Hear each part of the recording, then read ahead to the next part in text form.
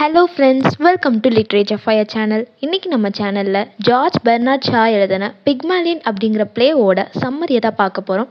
அதுக்கு முன்னாடி இந்த மாதிரி சம்மரி வீடியோஸ்க்கு நம்ம சேனலில் சப்ஸ்கிரைப் பண்ணிக்கோங்க. அதுக்கு முன்னாடி நம்ம ஆத்தரோட ஒரு குட்டி இன்ட்ரோ பார்த்துடலாம். ஜார்ஜ் பெர்னார்ட் ஷா இவர் 1856 பிறந்து 1950 இறந்திருக்காரு. இவர் பெர்னார்ட் ஷா அப்படின்னே பெரும்பாலும் அழைக்கப்படுவார். இவர் ஒரு Irish play right, critic and political activist.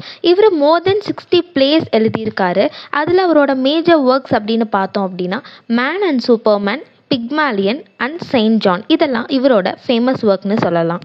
First இந்த பிளேயோட கேரக்டர்ஸ் பார்க்கலாம். ப்ரொஃபஸர் ஹென்ரி ஹிகின்ஸ், இவர் ஒரு ப்ரொஃபஸர், ஃபோனட்டிக்ஸ் எடுக்கிற ஒரு ப்ரொஃபஸர். ஃபோனட்டிக்ஸில் ரொம்ப ஒரு ஸ்பெஷலைஸ்டான ஆள். இவர் ஒரு ஓல்டு பேச்சுலர், 40 இயர்ஸ் ஆகுது இவருக்கு. அதுக்கப்புறம் கொலோனல் பிக்கரிங், இவர் யாருன்னா ப்ரொஃபஸர் ஹிகின்ஸோட ஃப்ரெண்ட். இவர் லிங்குவிஸ்டிக்ஸில் ரொம்ப ஒரு சிறந்தவர். Eliza Doolittle, she is a protagonist of the play. இவங்க ஒரு uneducated flower girl. Alfred Doolittle, எலைசாவோட father. Mrs Higgins, professor Henry ஹிகின்ஸோட மதர். ஃப்ரெடி என்ஸ்ஃபோர்ட்ஸ் ஹில், இவன் என்ஸ்ஃபோர்ட்ஸ் ஹில் அப்படிங்கிற ஒரு வெல்தி ஃபேமிலியோட பையன் அண்ட் ஆல்சோ எலைசாவோட லவ்வர். இதெல்லாம் தான் மேஜர் கேரக்டர்ஸ். மைனர் கேரக்டர்ஸ்லாம் பிளேக்குள்ளே பார்க்கலாம். இப்போ பிளே என்னென்னு பார்த்துடலாமா?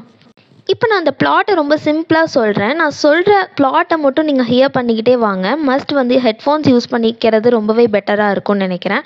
இப்போ நான் ஸ்க்ரீனில் காமிக்கிற இந்த பேராகிராஃப் எல்லாமே நீங்கள் உங்கள் எஸ்ஏஸ் கூட யூஸ் பண்ணிக்கலாம். இந்த பிளே எப்படி ஓப்பன் ஆகுது அப்படின்னா, ஒரு சம்மர் ஈவினிங்கில் லண்டன்ஸ் கோவர்ட் கார்டன் அப்படிங்கிற இடத்துல ஒரு பலத்த மழை பெய்யுது. அந்த மலையிலிருந்து ஒதுங்குறதுக்காக அங்கே இருக்க மக்கள் எல்லாரும் செயின்ட் பால் சர்ச்சோட போர்ட்டிகோ கீழே ஒதுங்குறாங்க. அப்போ அங்கே ஒரு மதர், ஒரு டாட்டர், ஒரு சன் நிற்கிறாங்க. அந்த சன் தான் நம்ம ஃப்ரெடி. ஃப்ரெடி கிட்ட அவங்க அம்மா எப்படியாவது ஒரு டாக்ஸி புக் பண்ணிட்டு வா, இந்த மலையிலேருந்து எப்படியாவது போகணும் அப்படின்னு சொல்லி கேட்குறாங்க. அப்போ அவன் எங்கேயாவது எப்படியாவது டாக்ஸி எப்படா இந்த மலையில் புக் பண்ணுறது அப்படின்னு சொல்லி அங்கேயும் இங்கேயும் ஓடும்போது அங்கே வந்த ஃப்ளவர் கேர்ளான நம்ம எலைசா டூலிட்டில் அவளோட ஃப்ளவர் பேஸ்கெட்டை தட்டி விட்டுட்டு போயிடுறான். அப்போது ஃப்ரெடியை பார்த்து எலைசா திட்டுறா. ஆனால் அவளுக்கு எதுவுமே இங்கிலீஷில் ப்ராப்பராக பேச தெரியாது, ஒரு வேர்டை ப்ராப்பராக ப்ரொனவுன்ஸ் பண்ண தெரியாது. அவள் இங்கிலீஷில் ஏதோ ஒரு மாதிரி திட்டிடுறா. அப்போ அவங்க அம்மா எலைசாக்கு மணி கொடுக்குறாங்க. அவங்க அம்மா கேட்குறாங்க, எப்படி என் பையன் பேர் ஃப்ரெடின்னு உனக்கு தெரியும் அப்படின்னு சொல்லி கேட்குறாங்க. ஆனால் எலைசாக்கு ஃப்ரெடி அப்படிங்கிற பேர் மட்டும்தான் தெரியும் இங்கிலீஷில். அதை மட்டும்தான் அவளால் ப்ராப்பராக ப்ரொனவுன்ஸ் பண்ண முடியும். எல்லாரையும் அந்த நேமை வச்சு தான் அவள் அட்ரஸ் பண்ணுறாங்கிறது தெரியுது. இப்போ இந்த சமயத்தில் ஒரு ஓல்டு ஜென்டில்மேன் அந்த இடத்துல வராங்க. அப்போது அவங்க கிட்டேயும் எலைசா ஃப்ளவர்ஸ் வைக்கிறா. அவரும் வாங்கிக்கிறாரு, மணியும் கொடுத்துட்றாரு.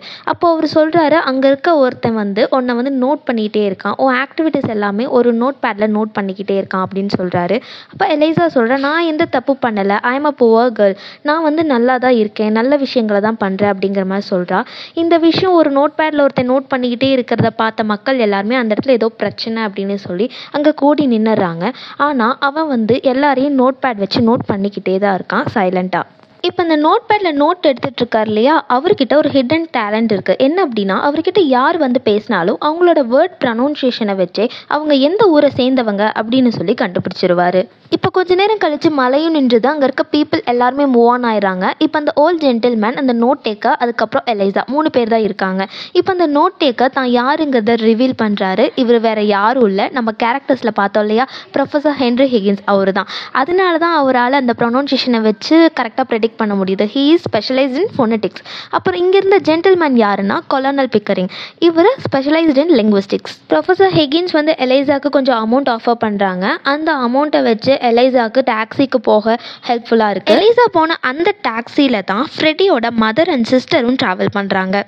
நெக்ஸ்ட் டே மார்னிங் ஹிகின்ஸோட லெபார்ட்டரிக்கு யார் வராங்க அப்படின்னா எலைசா டூலிட்டில் வராங்க. எதுக்கு அப்படின்னா, ஒரு லாங்குவேஜை நான் ஈஸியாக கற்றுக்கணும், தெளிவாக கற்றுக்கணும் அப்படிங்கிறக்காக அவர்கிட்ட வராங்க.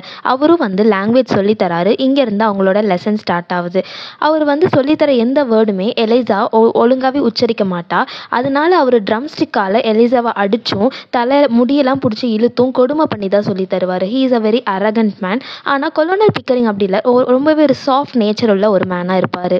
கொலோனல் பிக்கரிங் ரொம்ப கைண்ட் மேனாக நடந்துக்குவார் எலைசா கிட்ட. என்னதான் எலைசா ரொம்ப புவர் கேர்ளாக இருந்தாலும், அவளோட ட்ரெஸ்ஸிங்ஸ் எல்லாமே ரொம்ப புவராக டஸ்ட்ஃபுல்லாக இருந்தாலும், எலைசாவை மிஸ் டூலிட்டில் அப்படின்னு சொல்லி மரியாதையாக கூப்பிடுவார். உட்காரக்கு ஷீட் ஆஃபர் பண்ணுவார். இந்த மாதிரி ரொம்ப கைண்ட்ஃபுல்லாக நடந்துக்குவார். அண்ட் ஆல்சோ ஹிகின்ஸ் கிட்ட ஒரு சேலஞ்சும் பண்ணுவார். 6 monthsக்குள்ளே நடக்க போகிற கிராண்ட் அம்பாசிடர் பார்ட்டியில் எலைசாவை ஒரு டச்சஸாக காமிச்சிட்டோம் அப்படின்னா நான் உங்களுக்கு அதற்கான செலவை எல்லாமே நானே ஏற்றுக்கிறேன் அப்படின்னு சொல்லி பெட் பண்ணுவார் ஹிகின்ஸ் கிட்ட. ஹிகின்ஸும் பிக்கரிங்கோட இந்த சேலஞ்சை ஏற்றுக்குவார். 6 monthsக்குள்ளே இவளை எப்படியாச்சும் ஒரு டச்சஸாக மாற்றி அந்த கிராண்ட் அம்பாசிடர் பார்ட்டியில் பர்ஃபார்மன்ஸ் பண்ண வைக்கணும்னு சொல்லி இந்த எக்ஸ்பெரிமெண்ட்டை ஸ்டார்ட் பண்ணுவார். ஒரு நாள் ஹிகின்ஸ் எலைசாவை ரொம்பவே இன்சல்ட் பண்ணிடுவாங்க. அப்போது எலைசா அந்த இடத்த விட்டு கிளம்பலான்னு சொல்லி போகும்போது ஹிகின்ஸ் சாக்லேட்டை கொடுத்து காம்ப்ரமைஸ் பண்ணிடுவாங்க. அண்ட் ஆல்சோ எலைசாவும் 6 monthsக்கு அங்கே ட்ரைனிங்கில் தான் இருப்பாங்க. இப்போ மிஸ்ஸஸ் பியர்ஸ் இவங்க யாருன்னா ஹிகின்ஸோட மெய்டு. இவங்க கிட்ட ஹிகின்ஸ் ஆர்டர் பண்ணுறாங்க என்ன அப்படின்னா எலிசாவை பாத் பண்ணி கூட்டிகிட்டு வர சொல்லி. இந்த சமயத்தில் தான் கொலோனல் பிக்கரிங் ஹிகின்ஸ் கிட்ட அட்வைஸ் பண்ணுறாங்க, நீ ஏன் எலிசா கிட்ட ரூடாக நடந்துக்கிற, காமாக கைண்டாக நடந்துக்கோ அப்படின்னு சொல்லிக்கிட்டு இருக்காங்க. அப்போன்னு பார்த்து ஆல்ஃப்ரெட் டூலிட்டில் வராங்க. இவங்க யாருன்னா எலிசாவோட ஃபாதர். இவரை பார்த்த உடனே பிக்கரிங்கோ ஹிகின்ஸும் எலிசாவை கூட்டிகிட்டு போக தான் வந்திருக்காரு அப்படின்னு சொல்லி நினைப்பாங்க. ஆனால் அவர் மணிக்காக தான் வந்திருப்பாரு. இவர் பொண்ணுக்காக வரல. பொண்ணை விட அவருக்கு மணி தான் முக்கியம் அப்படிங்கிறது இதில் தெளிவாக தெரியுது. அப்போது எலிசா ஒரு ப்ளூ கலரில் ஒரு ட்ரெஸ் போட்டுட்டு வராங்க. அவ்வளோ அழகாக ரெடி ஆகிட்டு வராங்க. அவங்க அப்பாவுக்கு கூட அடையாளம் தெரியல, அவ்வளோ பியூட்டிஃபுல்லாக அவங்க ரெடி ஆகிட்டு வராங்க. ஹிகின்ஸும் எலிசாவோட அப்பாவுக்கு 10 pounds அமௌண்ட் கொடுத்து அமுச்சு விட்டுருவாரு. ஒரு நாள் ஹிகின்ஸ் வீட்டுக்கு வெல்தி ஃபேமிலியான மிஸ்ஸஸ் என்ஸ்ஃபோர்ட் ஹில்லோட ஃபேமிலி வந்திருக்காங்க. எலிசா இன்ஃப்ளூயன்ஸா அப்படிங்கிற ஒரு டாப்பிக்கில் அவங்களோட ஆண்ட்டுக்கு நடந்த விஷயத்த அவங்க ஷேர் பண்ணுறாங்க. இப்போ புதுசாக லேர்ன் பண்ணிக்கிட்டாங்க இல்லையா, அந்த ஸ்பீச் அண்ட் ஸ்டைலில் ஷேர் பண்ணுறாங்க. இதை பார்த்த ஃப்ரெடி எலிசாவை லவ் பண்ண ஆரம்பிச்சிடுறான். மிஸ்ஸஸ் என்ஸ்ஃபோர்ட் ஃபேமிலி எலிசாவோட ஸ்பீச்சை பார்த்து ரொம்பவே இன்ஸ்பயர் ஆயிடுவாங்க. அவங்க அங்கேருந்து கிளம்புனதுக்கப்புறம் ஹிகின்ஸோட மதர் ஹிகின்ஸை ரொம்பவே திட்ட ஆரம்பிச்சிருவாங்க.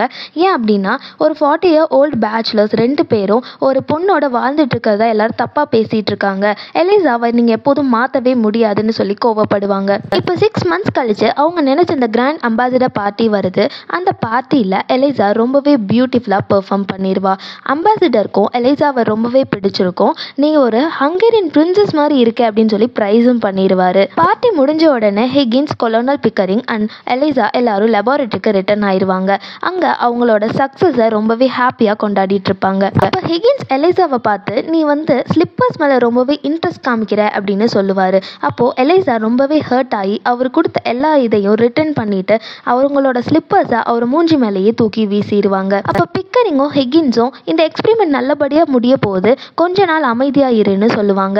ஆனால் எலிசாக்கு ரொம்பவே ஹர்ட் ஆனனால ஒரு பைத்தியம் பிடிச்ச மாதிரி பிஹேவ் பண்ணுவாங்க. அப்போ ஹிகின்ஸ் சொல்லுவார், நீ வேற யாரையாவது மேரேஜ் பண்ணிக்கோ, அப்படி இல்லைனா பழைய மாதிரி பூவிக்கவே போயிரு அப்படின்னு சொல்லுவாங்க. இதை கேட்ட எலிசாக்கு ரொம்பவே ஹர்ட் ஆயிரும். அவங்க கொடுத்த எல்லாத்தையும் தூக்கி விசிறிட்டு அவ்வளோ பைத்தியம் பிடிச்ச மாதிரி அரகண்டா கத்துவா. அடுத்த நாள் எலிசாவை காணோன்னு பிக்கரிங்கும் ஹிகின்ஸும் தேடிட்டு இருப்பாங்க. அவ ஓடி தான் போயிட்டா அப்படின்னு நினைச்சிட்டு இருப்பாங்க. ஆனா ஹிகின்ஸோட மதர் வீட்டில் அவ அப்ஸ்டேர்ஸ்லேருந்து வருவா. அப்போ எலிசா சொல்லுவா, ஹிகின்ஸ் என்ன ஒரு ஃப்ளவர் கேர்லேருந்து டச்சஸாக மாற்ற தான் ட்ரை பண்ணாரு. ஆனால் நான் ஒரு ஃப்ளவர் கேர்லாக இருந்தாலும் என்ன டச்சஸ் மாதிரி நடத்துனது கொலோனல் பிக்கரிங் தான் அப்படின்னு சொல்லுவா. ஆனால் ஹிகின்ஸ் கிட்ட நான் ஃபோனெட்டிக்ஸ் மட்டும் கற்றுக்கல, செல்ஃப் ரெஸ்பெக்ட்னா என்ன அப்படிங்கிறத நல்லாவே கற்றுக்கிட்டேன்னு சொல்லுவா. அப்போ கோவமான ஹிகின்ஸ் சர்க்காஸ்டிக்காக என்ன சொல்லுவார் அப்படின்னா, நான் வேணா உன்னை டாட்டராக அடாப்ட் பண்ணிக்கிறேன், இல்லைனா நீ பிக்கரிங்கை மேரேஜ் பண்ணிக்கிறியா அப்படின்னு சொல்லி கேட்பாரு. ஆனால் எலிசா என்ன சொல்லுவான்னா, ஃப்ரெடி இவளுக்கு லவ் லெட்டர் எழுதினதாகவும் அவனை தான் அவள் மேரேஜ் பண்ணிக்க விரும்புகிறதாகவும் சொல்லுவா. அண்ட் ஆல்சோ நான் ஒரு டச்சஸாக மாறணும்னு நான் கேட்கவே கிடையாது. நான் லாங்குவேஜ் கற்றுக்கணும்னு விரும்பினதே நான் ஒரு பெரிய ஃப்ளவர் ஷாப் வைக்கணும், அந்த ஃப்ளவர் ஷாப்பில் நான் நல்லா பேசணும் அப்படிங்கிறதுக்காக தான் அப்படின்னு சொல்லுவா. So that was the end of the play Pygmalion.